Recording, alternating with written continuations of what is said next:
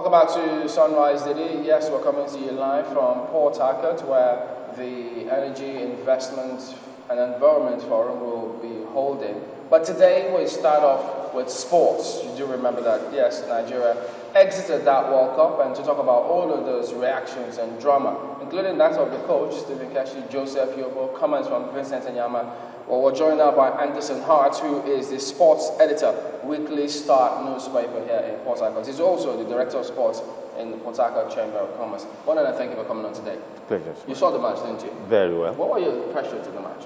Well, right from the first day, we saw the selections for those match. For the match, I told people that we didn't have a team.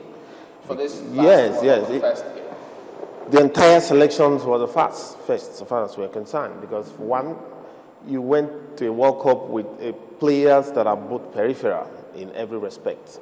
Peripheral, I mean, is most of them don't feature for their teams. Much of them come in as subs and all that, and you bundle them and you go to World Cup. I, for one, I don't know about your opinion, but from the first day I got the selection, I knew inside that we're not going to go far. So we're not surprised about what we saw yesterday. Is it that we had better options? Yes. Who were starting on first team basis for their teams, and who are these players? Yeah, first thing, Nigeria never went to the World Cup with their best player, Ikechukwu Ucha. Highest goal scorer in the World Cup qualifier, highest goal scorer in 2013 World Cup qualifier, 14 goals for the Yellow Submarines, and you drop the best player in Nigeria. Oh, that itself was a problem. You see, you don't sacrifice your personal sentiments on the altar of the public interest.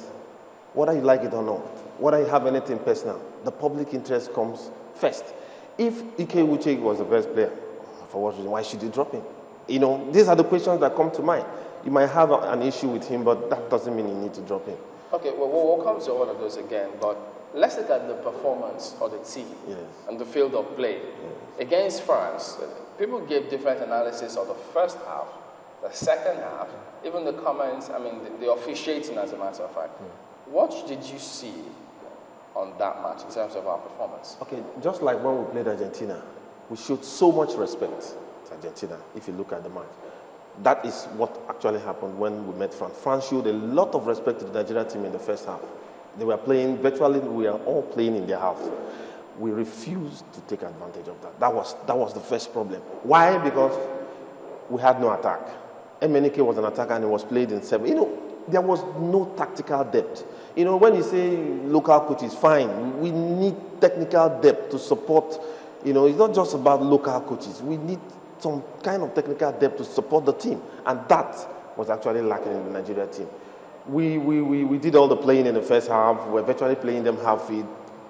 They were respecting the Nigerian team. But we refused to nip the whole thing. And that itself was our problem. You know, there were several incursions by the Nigerian team. Yes.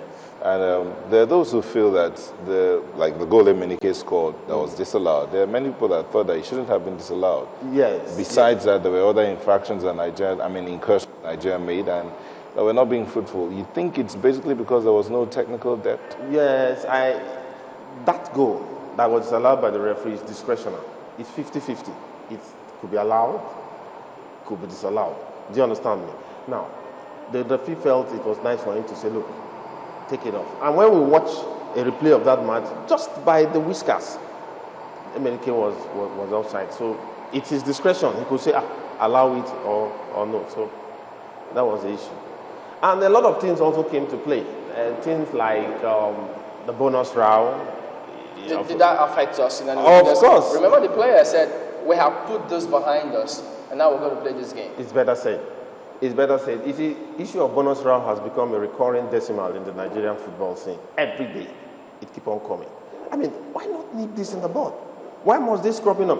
Okay, listen, for instance, they told Yobo that Yobo told his teammate that, look, we're used to this. It takes 4 months before we get our bonus after World Cup. Why should that be?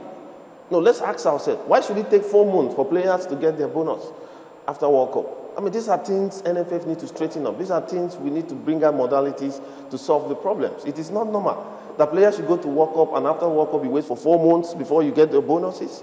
Hey, I think we need re-examination. We need to do things to nip these things in the bud. It's not normal. Even the performance of the team now? Because eventually, Yobo came into the team, or Deringue came into the team. And isn't that a demonstration of the fact that, look, the coach at that time just vowed to public interest, as you put it, by bringing those players, experience as well. Okay. Did it count for something? Well, it's unfortunate Yobo made his exit from international football with an own goal. Too bad.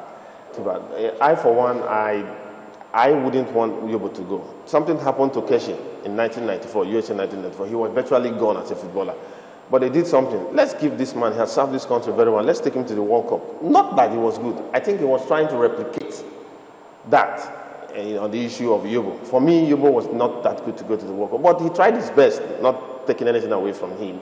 He tried his best. But I, for one, as a coach, I wouldn't have gone with Yobo. There were better players. It comes to question, why should people like Mbappe be dropped? Like I said earlier, why should people like Ikechukwu be dropped? Must we be held spellbound by the whims and caprices of the coach? What about the place of Nigeria? What about the place of the public interest? These are questions that NFF should sit down and ask. And I'm hearing that Keshi is signed for South Africa and all that. Is it that they have pre-nomination to leave, before doing all this? There are a lot of dramas behind the scene that will open up as the days goes. And I think Nigerians will come to realize why we actually lost out. When you talk about dramas opening up as the days go, I mean, it's like going around the same circle again. We have 4 years now. What do you think the NFF should be doing? Well, first of all, I believe, before they collected, they hired the services of Keshi, they said they believe in local content, that the foreigners have not given us the bite required, suspicion of sellouts at some stage in the World Cup and all that. Fine, it's good by me. But I think NFF still need to put their hearts in order. When you still have something recurring at every point in time, bonus round, player selection, in-house wrangling. You heard about the issue between, Moses and the coach and all that. Though there were denials, tweets and saying, I was actually injured, we know it's makeshift and make-believes and all that. But these are things NFF should be mature enough to handle, before the World Cup. These things are distractions. No, you can't take it away from them. When you go through these issues, bonus round, internal wrangling, it has psychological effect, whether you like it or not. In the field of play, you can't take that away. Somebody can come up to the press and make pronouncements, yes, we'll keep that behind us and all that, but the fact still remains that it has, it's toll on the players, that is toll on the entire team. Now, there are people who think that Nigeria could have won that match yesterday. Perfectly.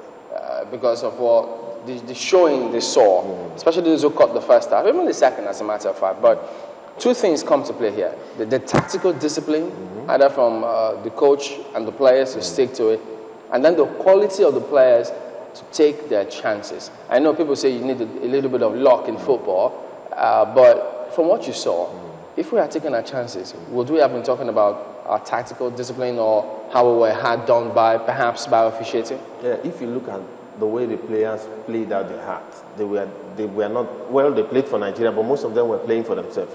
Like I said earlier, peripheral in participation in their teams. They are mostly peripheral players. So most of them, I could play well and get a team from the World Cup. So they were doing themselves a lot of proud by playing very well. It's not like the coach added anything on them. But the problem we had in the midfield was the ouster of Onazi was a great blow to the team. That was one of Nigeria's, I keep on telling people, he was one of Nigeria's best revelations in the World Cup. He was holding the midfield sway. And let me also say this. The failure, Nigerians' failure to go to the World Cup with an established attacking midfielder was another greatest blow for them. How can you go to the World Cup with two defensive midfielders? The flair that is conversant with the Nigerian play was not there. Nigeria is known. The world over, what we have now is midfield football. And when you lack that depth in the midfield, then you're bound to have problems. So the removal of Onazi was a contributory factor to why our midfield collapsed. Just check it. The moment it was 11 minutes on there, but the moment he left, the whole pressure was on Nigeria. So we didn't have the bench to withstand. You don't even, when your main team is peripheral, then the bench, your thought is as good as mine. What about Mikel? How did you see his performance in the day? Mikel once again proved to people that Mourinho and the likes of Mourinho, who keeps him in the bench, is right. Yes, there has been this makeshift arrangement in the Nigeria team where we always want Mikel to play the attacking flair. He comes in, but in this particular World Cup, Mikel proves to most of us that he's not an attacking midfielder. We used to know him from the cradle days, very fine in the midfield, but he lacked that, perhaps because one certain coach came and changed his game. But presently, Mikel was a shadow of himself in the World Cup. I don't know what happened. Couldn't he have redefined himself even though the coach changed his game? He could have, but perhaps he didn't have what it takes to do that, because he was virtually falling. He was like, what do we call it, a Homer Jeep with a Jetta engine. I think that's what one of the sports analysts thinks and all that. So I think Mikel did not do very fine. He was one of the sour aspects of the Nigerian team. There were some other fresh hands that were brought into the national team. Uzeyi, for instance, I know he played at the Chan and then he came up to this. But besides that, there were some other fresh hands. Don't you think those new boys that were brought into the team would have made a difference if they had been brought in maybe more? Ikechukwu Uchebo was brought in the game against Bosnia and Herzegovina. I don't think he has a place in that team. Whatever was Keshi's reason for fixing him in the match, I don't know. But he has an opportunity to bring Mba when Echejile got injured.